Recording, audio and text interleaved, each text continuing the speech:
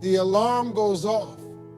You open your eyes. Right there, you have already made two decisions: wake up or drift back to sleep, move forward or stall. Even staying still is a choice. People forget that. They think choices only show up in big moments, but they happen in silence and routines and the small stuff that nobody sees. You choose your thoughts. You choose your reaction to the day. You decide if today is worth the effort or excuses. That choice snowballs. One good step leads to another. One lazy move breeds more laziness. You are voting for your future every time you act or don't. Some folks live on autopilot and call it survival. But surviving isn't the same as living. When you operate without intention, life starts deciding for you. Bills start running your wallet. People start managing their time. Distractions start driving your mind. You start reacting instead of creating. A lot of people say, I didn't choose this life, but you chose habits that led here. You chose silence when you should have spoken up. You chose comfort when growth was calling. You chose average when excellence was possible. It's not about blame, it's about responsibility. The power isn't in avoiding bad choices, it's in realizing you can make new ones. Right now, that's freedom. The minute you accept that your life is shaped by choices, you realize you have been holding the pen the whole time. You can choose to be bitter or better. Choose to start over or stay stuck. Nobody's forcing you to live a life that doesn't light you up. That's a hard truth, but it's also a liberating one. You get to decide what happens next. Every step forward begins with a single decision. The moment you stop playing victim and start playing architect, your life begins to shift. One small, intentional choice can disrupt a decade of delay. Don't sleep on that. Bad things happen, that's real. Life doesn't always play fair. Some people get a head start, others get hurdles. But blaming the starting line won't help you win the race. Eventually, your life becomes a reflection of your response, not your situation. You can't keep pointing fingers and expect healing. The more time you spend explaining why it's not your fault, the less energy you have to fix it. Accountability isn't about guilt, it's about control. The moment you own your role is the moment you take the wheel. Some folks wear their pain like a badge, as if staying wounded is proof of authenticity. But staying hurt isn't strength, it's stagnation. There's no reward for suffering longer than you need to. Choose healing, not identity through struggle. Circumstances are temporary, but choices are daily. You might have been raised in chaos, but you don't have to raise your kids in it. You might have been broke for years, but you don't have to stay broke. You are not the weather. You are not stuck in a forecast. Sometimes the thing holding you back isn't what happened, it's the story you keep telling yourself about what happened. Rewrite the narrative. Choose to be the comeback, not the cautionary tale. You have more power than you think. No more they did this to me or life's always been hard. Yes, it's hard. But so what? You are still breathing. That means you got tools. That means you are still in the game. The people who win don't avoid pain, they outgrow it. Life rewards who take ownership. Not because everything is your fault, but because everything can be your future. You don't have to be a product of your circumstances. You can be the proof that change is possible. People love to say they want freedom of time or money of stress. But freedom doesn't show up for free. It costs discipline, and most aren't willing to pay that bill. They want life without the structure, the results without the repetition. Discipline is hard. Let's be real about that. Waking up early when your bed is warm. Hard. Saying no to stuff that feels good now for stuff that will feel better later. Hard, but regret is harder. Living paycheck to paycheck is harder. Watching someone else live your dream is harder. You choose your hard. Every decision is building your habits, and every habit is building your lifestyle. Discipline isn't about being perfect, it's about showing up even when you don't feel like it. Especially then. Because that's where the magic is. Freedom isn't about doing what you want every day. Freedom is having earned a life where your responsibilities align with your passion. It's not chaos, it's control. And control only comes from consistent discipline. Want to travel more, save more. Want to retire early, invest now. Want peace of mind. Build structure. Every version of freedom has a down payment called consistency. That's the part nobody posts on social media, but that's the part that matters. Discipline is choosing future joy over present comfort. It's remembering why you started when quitting seems easier. It's understanding that excellence isn't a mood, it's a mindset, and it doesn't take days off. The people you admire didn't get lucky, they got focused. They made boring decisions every day when nobody was watching. They sacrificed quick wins for long-term gains. You can do the same. You just have to want your future more than your distractions. Comfort feels good until it turns into a cage. At first, it's warm, familiar, and predictable. But over time, it becomes suffocating. You start to notice the walls closing in. That job that felt safe now feels like a trap. That routine that once brought you peace now just numbs you. You begin to crave something more, but you have been stuck in comfort so long, you have forgotten what more even looks like. Growth doesn't knock politely, it shoves you. It shows up as discomfort, as fear, as that tightness in your chest before a leap. That's how you know it's working. You are supposed to feel resistance when you are leveling up. If it doesn't challenge you, it won't change you. The people who wait to feel ready stay in the same place their whole lives. Growth doesn't wait for your permission. It waits for your decision. You think staying where you are is safe, but let's be honest, how safe is a life that doesn't evolve? How safe is a dream you never chase? There's risk in staying still. There's danger in not trying. You might not lose a paycheck, but you could lose your passion. You might not lose friends, but you'll lose fire. People underestimate how deadly comfort can be when it kills your ambition quietly, day by day. Some people hide behind comfort and call it stability. But if your soul feels heavy, if you dread Mondays, if your best stories are from 5 years ago, that's not stability, that's stagnation. The world is moving. Opportunities are shifting.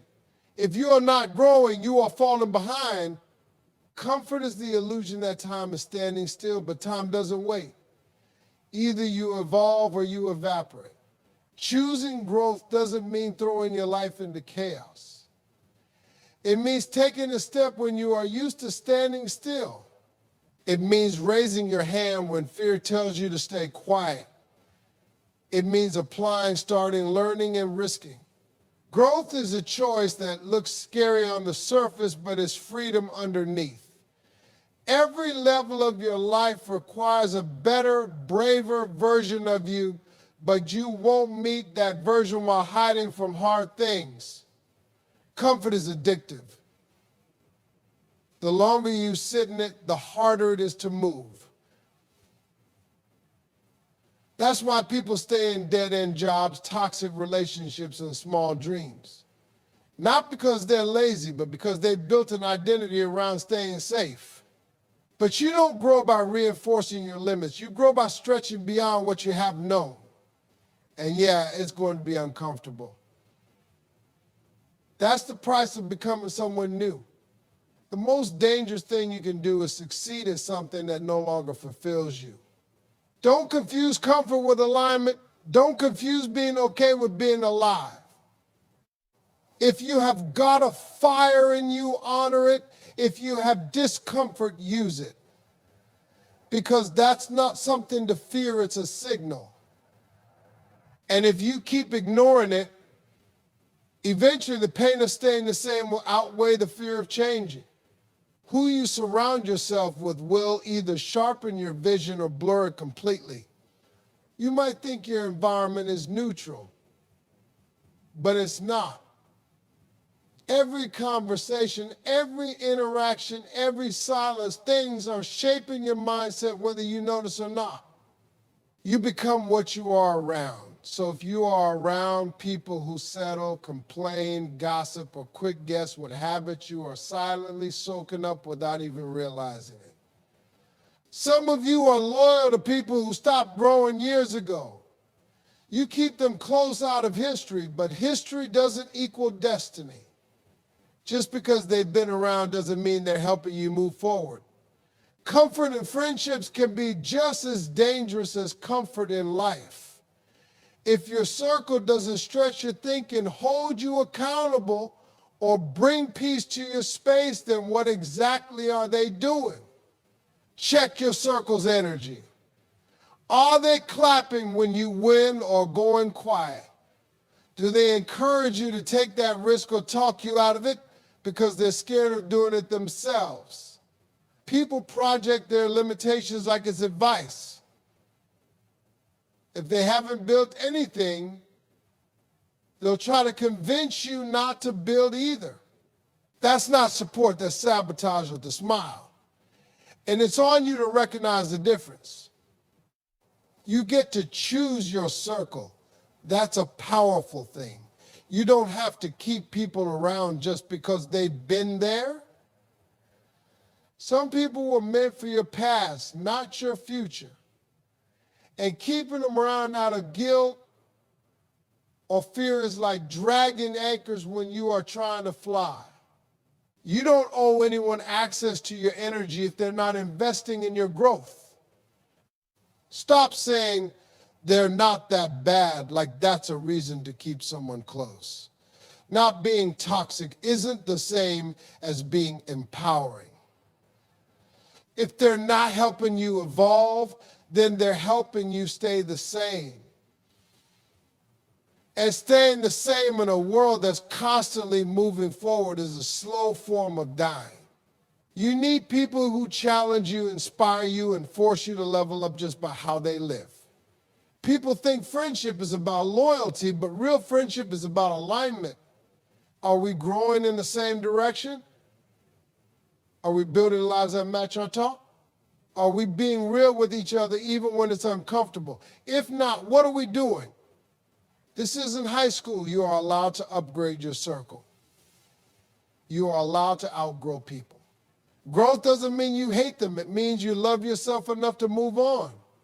The wrong friends will keep you entertained but stagnant. The right ones will keep you focused and growing.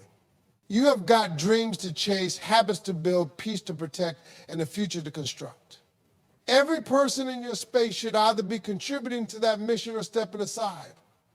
Choose friends like your life depends on it, because in many ways it does. Life is unpredictable, unfair, and often inconvenient. That's just the deal.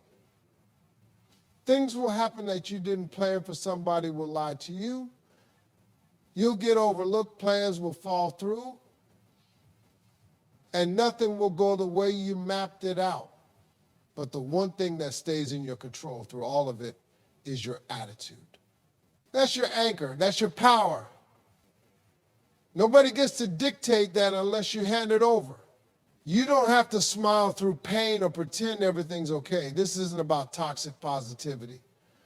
It's about deciding how you show up anyway. It's about saying, this situation sucks, but I'm not going to let it define me. Your attitude is the lens you choose to wear while looking at the world. You can put on bitterness, victimhood, sarcasm, or you can put on strength, peace, and grit. You choose the filter. Some people act like they woke up with a bad attitude, like it just landed on them. No, it was built. It was fed by what you have been thinking, watching, saying, and believing. You don't just have a bad day. You created with your reactions. That traffic didn't ruin your day, you chose to let it.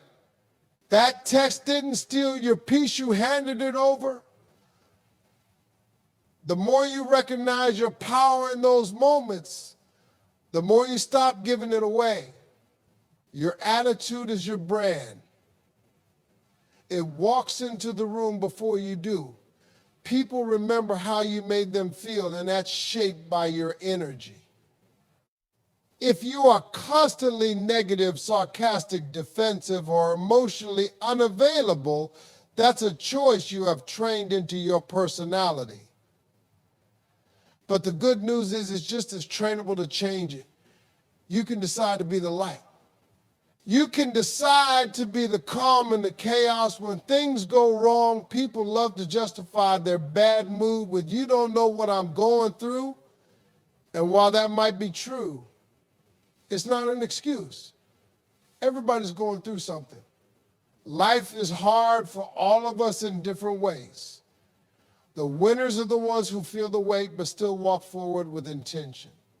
Your attitude is proof of your perspective, and your perspective is a muscle you train every day. The most successful people aren't the ones who never struggle. They're the ones who master their attitude when they do. They don't let setbacks affect their mindset. They stay grounded even in storms. And that doesn't come from luck. It comes from choosing every single day to be proactive instead of reactive. You either let life shape you or you decide how you show up in it. You are not responsible for everything that happens to you, but you are responsible for how you respond. That's the difference between people who break and people who bend. The ones who bend don't have easier lives, they've just built stronger mental foundations.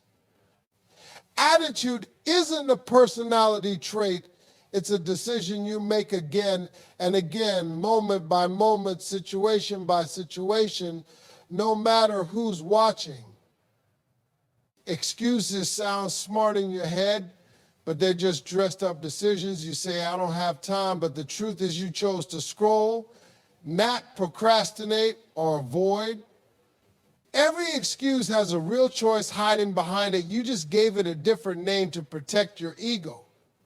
It's not about being lazy, it's about being unwilling to face the discomfort that growth demands. We all do it. We make excuses to feel safe, to avoid failure, to dodge judgment.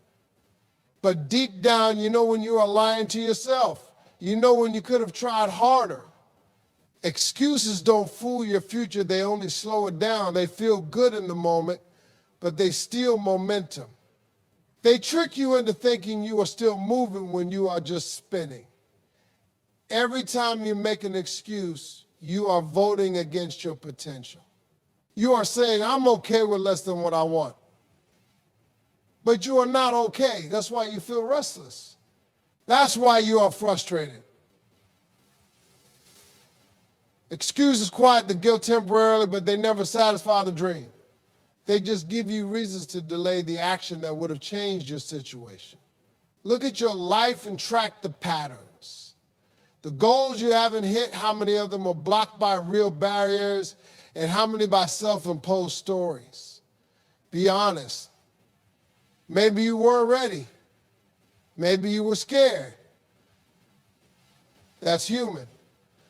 But calling fear a reason doesn't exit, it just keeps you from overcoming it. The only way out is through it, not around it. People love to overcomplicate progress, but it's really simple. Either you do it or you don't. Excuses add noise to distract you from that basic truth. They give you something to say when someone asks why you haven't started, why you haven't changed, why you are still stuck. But at some point, even you stop believing them. That's when it's time to cut the act. There's no excuse impressive enough to justify wasting your own life. None, not a bad boss, not a rough childhood, not low energy, not fear of failing. Other people have those same challenges and still find a way. The difference isn't their luck, it's their willingness to call out the lie and move anyway. Your dreams don't care about your excuse file, they only respond to action. Excuses are clever, but they're not productive. You can either keep defending your limits or you can outgrow them. You can keep explaining your struggle or you can shift your strategy. Every time you choose honesty over excuse, you punch a hole through your comfort zone. That's where change starts. That's where movement lies. You don't need a crystal ball to see where your life is headed. Just look at your habits. What you do every single day is a sneak peek at your future. The workouts you skip, the money you spend without thinking, the things you tell yourself, the way you treat your time, that's not just behavior. That's construction. You are building your future out of repetition, not wishes. People get stuck thinking the big breakthrough is going to come from one moment. One opportunity, one lucky break, one magical decision. But it's never one thing, it's a million small things done consistently. Habits don't scream for attention. They creep in quietly. They operate in the background. And that's exactly why they're dangerous if you don't watch them. They shape your trajectory whether you notice or not.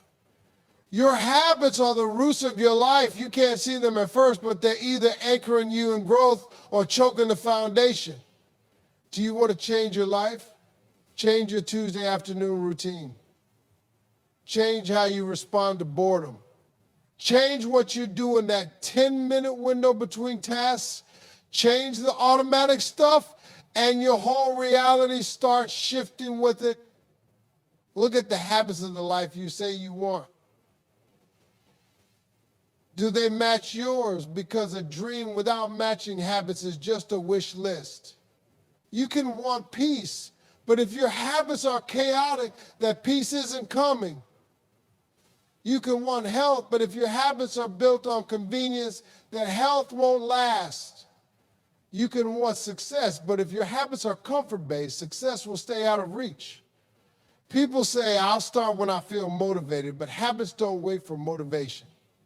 Motivation fades, habits stay. That's the beauty of them. You don't have to be inspired every day if your system is strong. If you build habits that support the life you want, they'll carry you on the days when your mood wants to quit. They become your autopilot, and autopilot is powerful when it's pointing in the right direction. What you do daily is more important than what you do occasionally. Skipping one workout won't ruin you, and reading one book won't transform you, but the pattern will. The trend will. If your habits trend toward growth, even slowly, you are gaining ground. If they trend toward escape, denial, and distraction, you are losing time disguised as rest. The difference is in the direction, not the speed. It's time to stop seeing habits as chores and start seeing them as tools. They're not just things on a checklist, they're investments in who you are becoming. Every good habit is like interest compounding on your future self. Every bad one is a silent withdrawal from the life you say you want.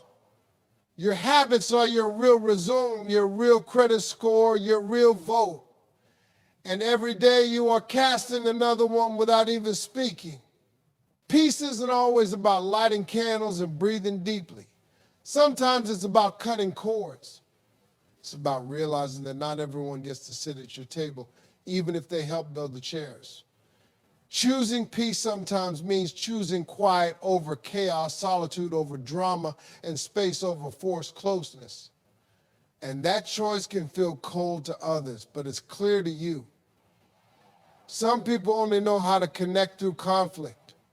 If there's no argument, no gossip, no stress, they feel empty.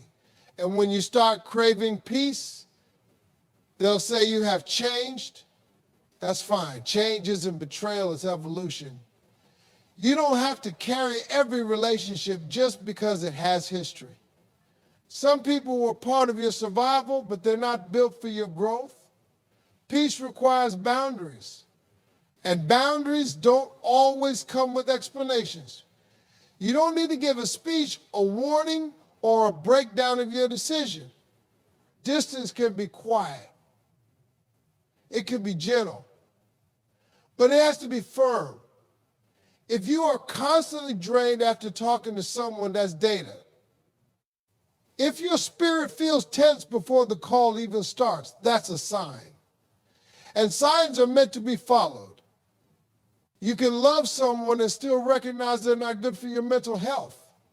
You can respect someone and still step away. Distance doesn't mean bitterness, it means self-respect.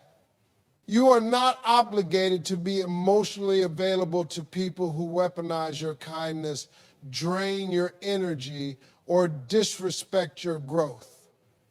Sometimes peace isn't found, it's created by walking away. Choosing peace will often make you look like the bad guy to the ones who thrived in your dysfunction. They'll say you are being selfish, distant, cold, and arrogant. Let them. You can't heal the same environment that broke you. If you keep trying to keep everyone comfortable, you'll stay uncomfortable. Peace is not passive, it's a decision that demands action. It hurts to outgrow people, places, and patterns, but staying stuck hurts more. And the difference is one pain leads to freedom, the other leads to frustration. You can't grow and cling at the same time. Sometimes the only way to protect your energy is to protect your space. And that might mean fewer phone calls, fewer invites, and long stretches of silence that feel unnatural but bring you back to yourself. Peace is not always a soft landing. Sometimes it's a hard exit. It might not look pretty, but it feels powerful. When your nervous system isn't constantly in defense mode, when your mind isn't spinning with somebody else's chaos, when your time becomes your own again, that's when peace speaks. And most times it speaks from the distance you were brave enough to choose. You have been conditioned to wait. Wait for approval, wait for the green light, and wait for someone to say, yes, now's your time. But that green light, it's probably never coming. The people you are waiting on might never say what you need to hear. Not because you are not enough, but because it's not their job to validate you. You were built to move before the applause. And the truth is, no one can permit you to be who you already are. Somewhere along the way, you picked up the idea that you need credentials, titles, experience, or some kind of official stamp before you can start. But life doesn't work like that. You don't get confidence first, you build it by stepping into the thing you think you are not ready for. Nobody starts fully prepared. They start scared, unsure, and unqualified, and they become ready by doing. Think about all the ideas you have had, the talents you have tucked away, the dreams you have delayed, simply because you were waiting for someone to say go. But what if you said it to yourself? What if you decided that being imperfect doesn't disqualify you? You are not an application waiting to be approved. You are the answer to a problem someone out there is praying for, but they'll never find you if you keep hiding behind hesitation. There's nothing noble about shrinking. There's no award for waiting in the background. You think being humble means being invisible, but it doesn't. Humility isn't about playing small. It's about knowing you are powerful and still choosing to serve. But you can't serve anybody while doubting your value. If you knew how many people could be impacted by you simply showing up, you stop second guessing and start stepping forward. Stop measuring your readiness by how you feel. Feels the same whether you are underqualified or fully equipped. That voice in your head saying, you are not there yet. That voice is, in fact, it's just old programming. You have been told for so long that you need more time, more knowledge, more approval, that you started to believe it. But your gift doesn't need permission to operate. It just needs permission to be seen. You don't need to wait for someone to pick you up when you have already been placed. Placed with the voice, the heart, the instincts, the grind. If you weren't enough, you wouldn't have made it this far. Look at the stuff you have survived. Look at what you have pushed through. You didn't fake your way here. You fought your way here. You earned your spot, even if nobody clapped when you got it. That's proof. You don't need a sign, you are the sign. There will always be louder voices, more experienced people, fancier resumes. But none of that cancels what you carry. Stop asking the world to believe in you when you haven't committed to believing in yourself. Step to the mic, open the business, share the art, pitch the idea, teach the lesson. Show up for the version of you that's been silenced by self-doubt. You don't need to become someone else to start. You just need to trust that who you are right now is already enough to begin. Forgiveness isn't about excusing what happened. It's not about saying it was okay or that it didn't hurt or that the person who did it deserves peace. Forgiveness is about reclaiming your power. It's about deciding that you are not going to carry the weight any longer, not because they earned your mercy, but because you deserve your freedom. Carrying bitterness doesn't punish them, it punishes you. It robs you of joy that already belongs to you. Some of the people you are holding resentment toward aren't even thinking about you. They've moved on, living their lives, while you are still holding conversations in your head that should have ended years ago. That anger, that replay, that emotional loop is costing you peace you can't afford to lose. Forgiveness isn't weakness. Its strength is on a level most people will never understand. Because it takes real courage to let go of the story you have been telling yourself about how hurt you still are. And no, it doesn't mean you trust them again. It doesn't mean you invite them back into your life. Forgiveness is an internal process. It's about what you release, not what you allow. You can forgive someone and still keep your distance. You can let go without letting them in. You forgive to heal, not to reconnect. You breathe again, not to give someone else comfort. That decision is yours and yours alone. People confuse holding on with staying strong, but the real strength is in surrendering. Because what you are holding on to might be the very thing that's keeping you from becoming who you were meant to be. Pain changes you, yes, but it doesn't have to define you. You don't heal by clinging, you heal by releasing. You don't rise by rehearsing the pain, you rise by breaking the loop. Forgiveness is the reset button you have been avoiding. It's hard because the wound made you feel justified. It gave you an identity, the one who was wronged. Stepping out of that identity feels like losing a part of yourself. But it's not loss, it's growth. You are not losing who you were, you are reclaiming who you are meant to become. That anger gave you a reason to stay stuck. Forgiveness permits you to move on. Some of the peace you have been begging for is trapped behind a grudge you haven't dropped. You have been thinking, I can't forgive until they say sorry. But what if they never do? What if they never take accountability? Are you going to let someone else's lack of growth keep your soul in prison? Your healing can't be dependent on their maturity. Let them stay who they are while you become someone freer. Forgiveness doesn't erase the past, it just removes its grip on your future.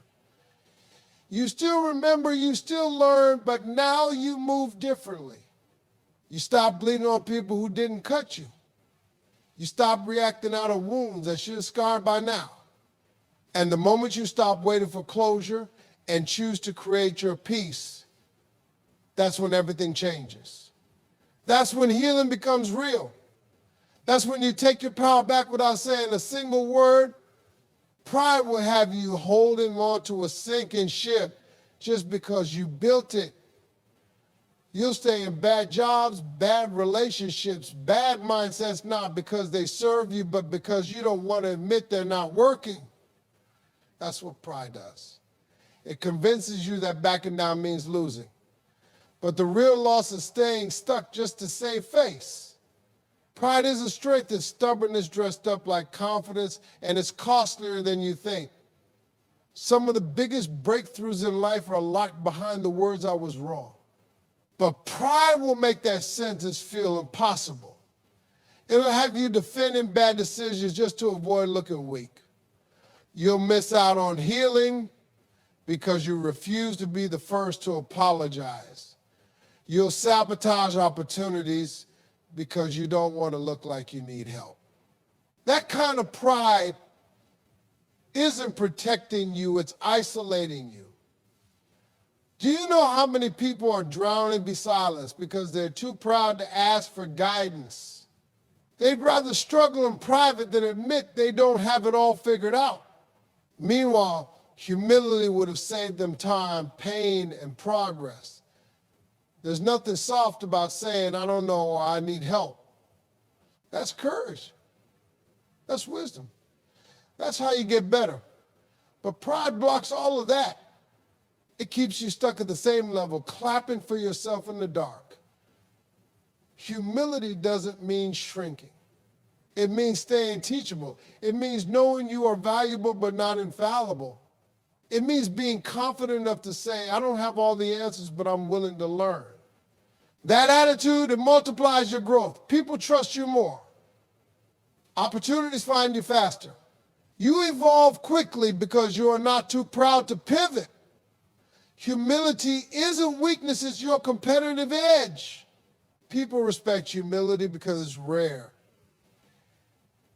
Everyone wants to be seen as the expert, the boss, the one in control. But the ones who win long term, they stay curious. They listen more than they talk. They're not afraid to change their mind when new information comes. That kind of mindset keeps you ahead while pride keeps you stuck in old versions of yourself that no longer serve your future.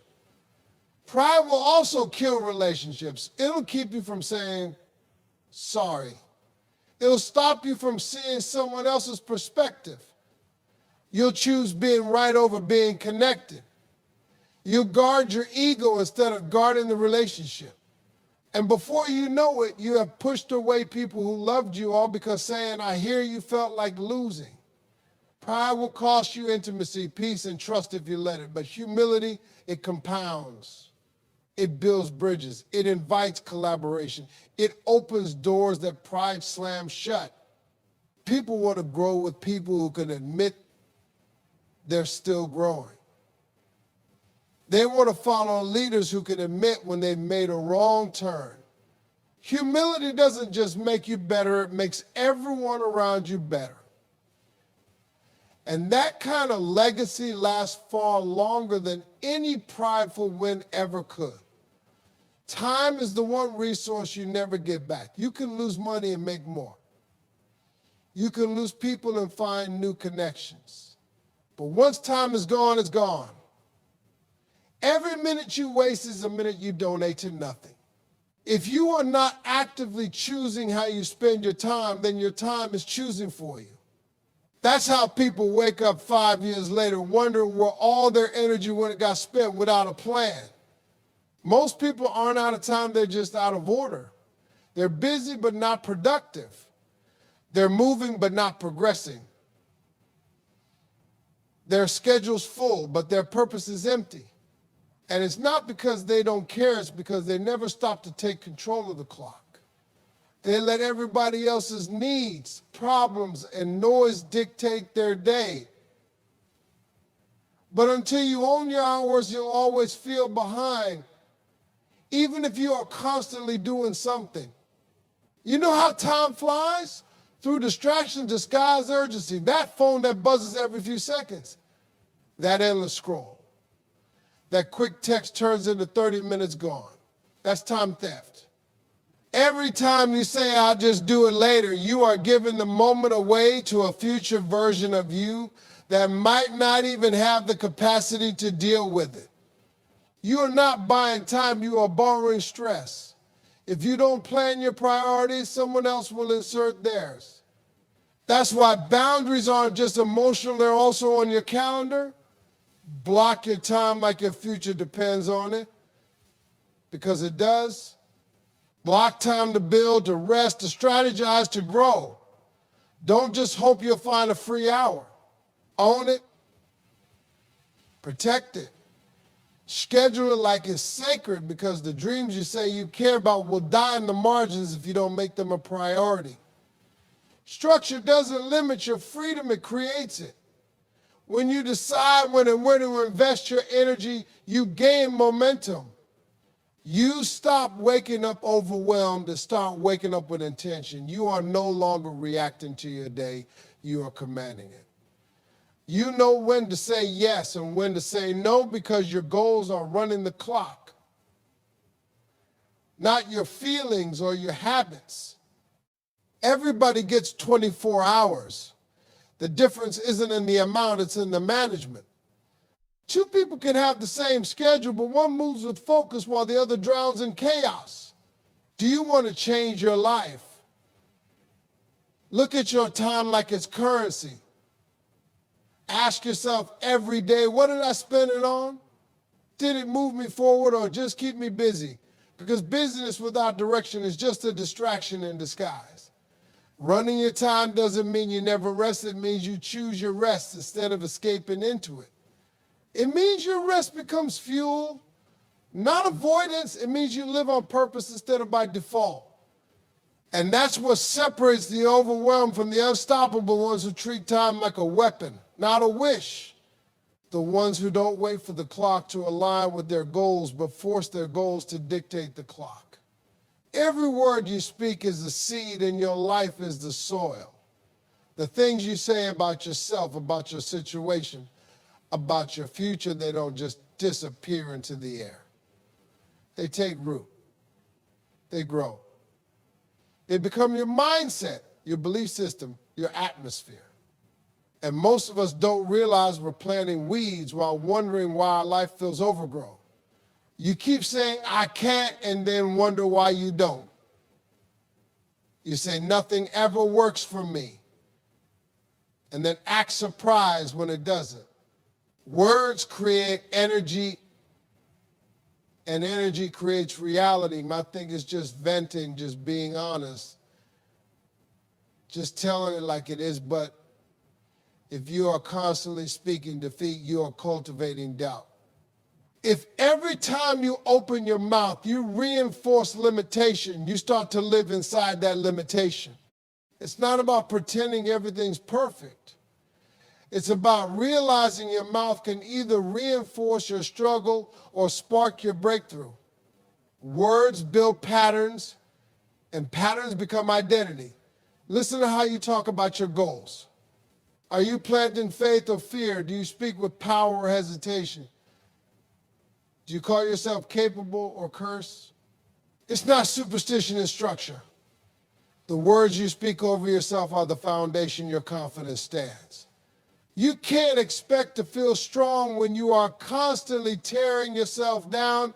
You don't become bold by accident. You become bold by building the language that feeds belief. And it's not just about how you talk to yourself. Your words shape your relationships too. You can speak life into your family, your team, your partner, or you can drain them with criticism, sarcasm, and negativity. The wrong words at the wrong time can damage what took years to build, but the right words spoken consistently can heal, motivate, and strengthen connections you thought were fading. Seeds grow, that's the point. So what are you growing? Even in frustration, you have a choice. You can say, this is too hard, or you can say, this is challenging me to level up. That one shift changes how you show up. You can say, I'm not good at this, or I'm still learning. Same situation, different seed. One turns into shame, the other turns into growth. Most people don't realize how much of their suffering is self-inflicted by the narrative they've accepted as truth. Change the script, change the harvest. And don't just speak about what is, speak about what can be. Speak as if it's already happening.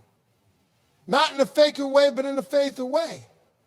Speak progress even while you are in the mess. Declare direction even when you are confused.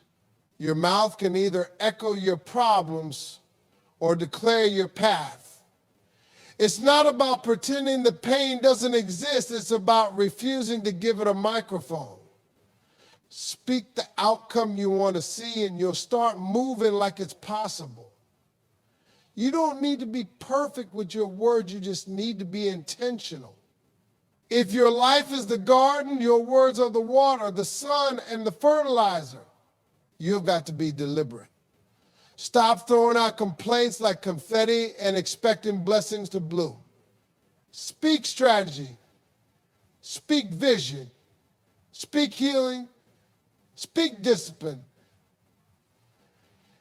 Because the harvest you are living in today started with the seeds you planted yesterday. What you plant next will determine what tomorrow looks like. There are too many people stuck in preparation mode thinking that if they just get the plan right, then they'll move. They've got vision boards, notebooks, strategies, and color-coded timelines, but no momentum. They're addicted to potential, but allergic to pressure. And that's because they're chasing perfection instead of progress. The truth is, a messy step forward will always outpace a perfect plan sitting in a notebook. Execution eats intention for breakfast. You don't need a flawless blueprint to start, you need movement. You learn more in one day of doing than in 6 months of dreaming. You can tweak, adjust, and revise along the way, but you have got to go. The perfect moment, it's not coming. The stars won't align. The conditions won't all be favorable. You either move now or let another season pass you by while you are still in theory mode. Action creates clarity, not the other way around. Some people are more in love with the idea of their future than the work it takes to get there. They want to be successful but spend more time organizing their apps than making the first call. They want to launch the business but are still trying to design the perfect logo. They want to write the book but can't get past the table of contents. And they don't realize they're using preparation as a way to hide from the risk of failure. That's not planning, that's procrastination dressed in productivity's clothes. Do you want real progress? Start ugly. Start confused. Start unsure. The greats didn't start perfect, they started brave. They started with what they had and figured it out in motion. You can't edit a blank page.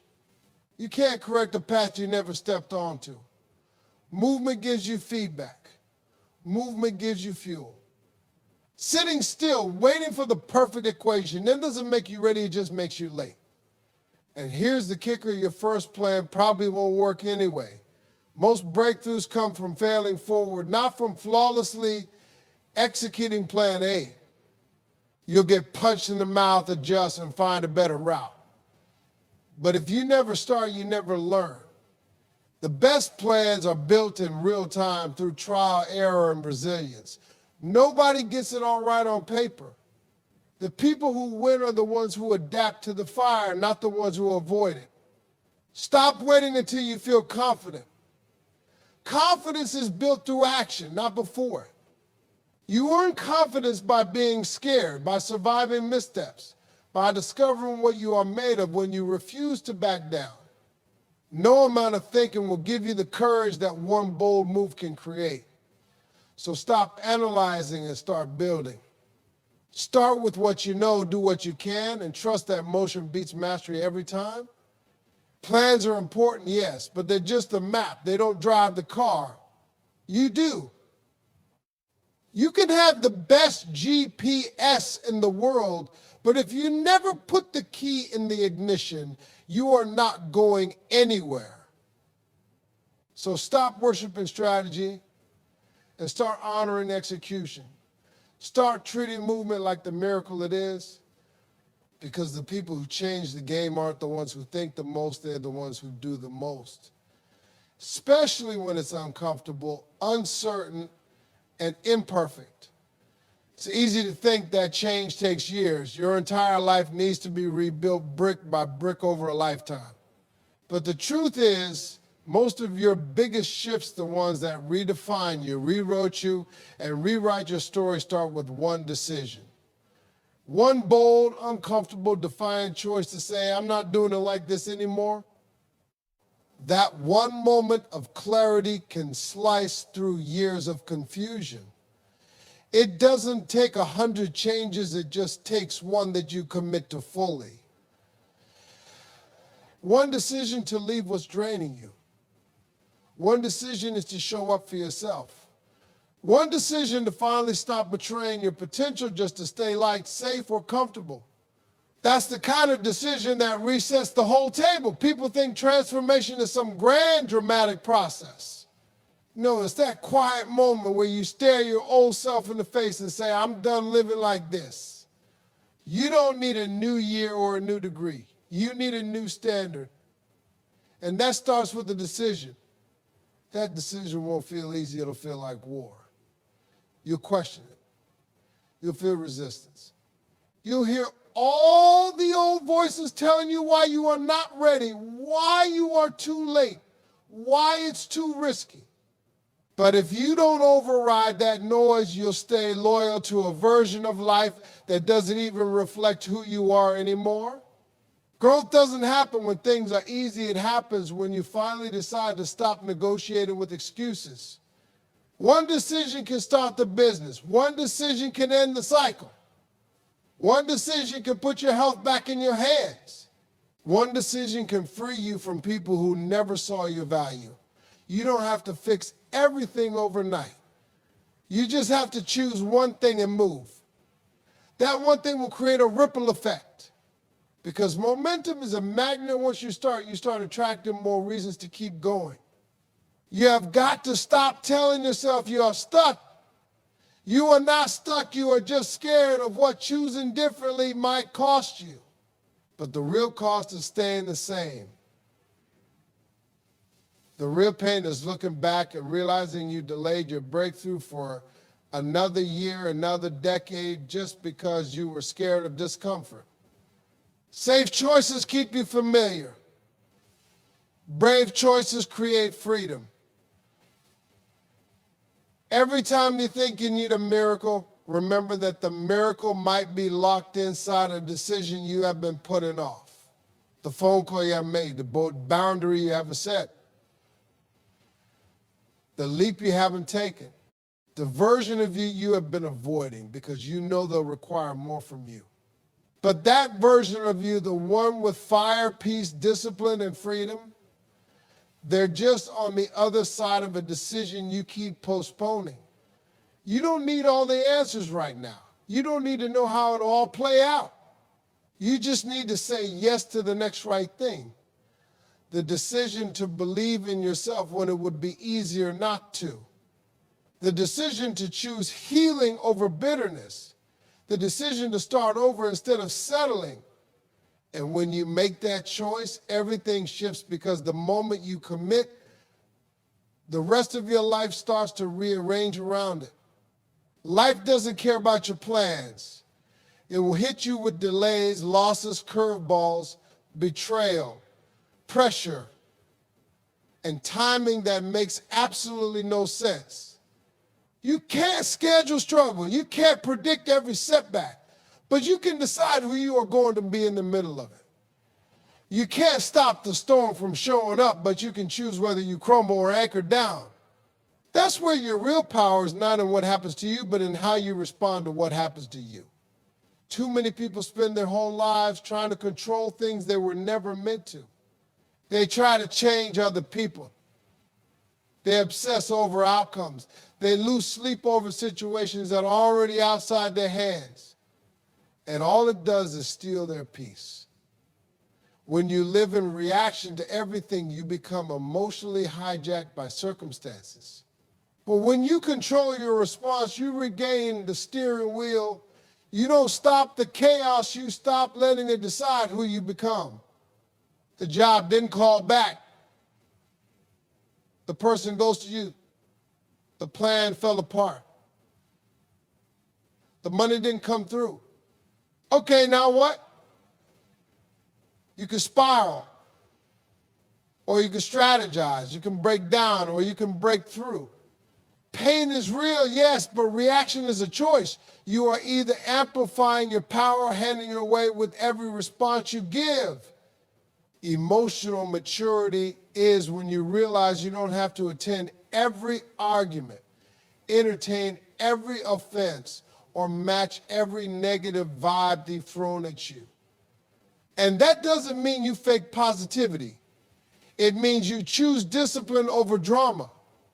It means you pause before you post. You breathe before you blow up. You check yourself before you start projecting pain. Because the moment you let someone else's energy dictate your behavior, they wins.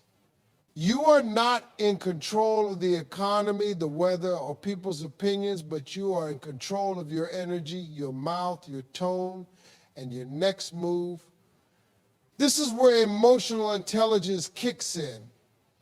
Because when you stop reacting to everything, you become dangerous in the best way. You stop wasting energy on what's out of your hands and start investing energy into what's within your reach. You stop living in defense mode and start playing offense with your goals. Most people do not lose because life was too hard, but because their reactions made it harder. They turn inconvenience into identity and setbacks into personality traits. There's a gap between stimulus and response. That space.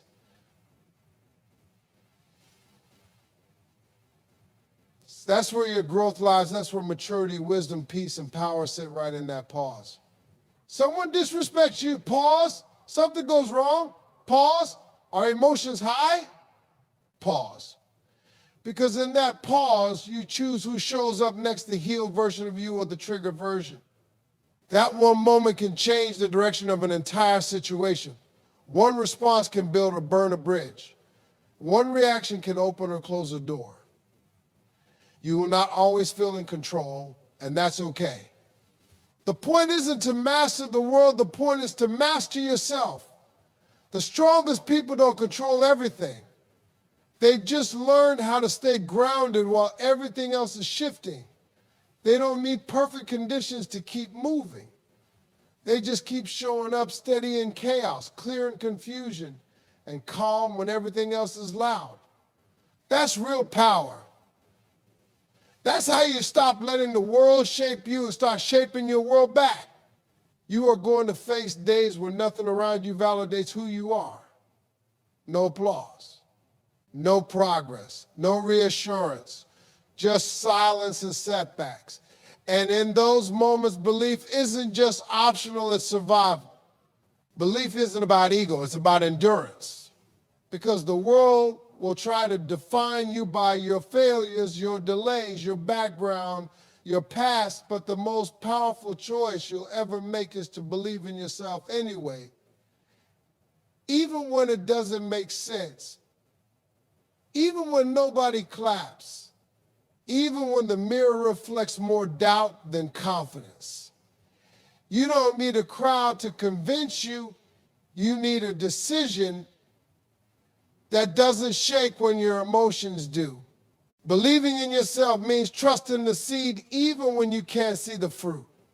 It's waking up and saying, I'm still that person after a loss. It's showing up for the dream when results are slow and reminders are few. It's easy to believe in yourself when things are working.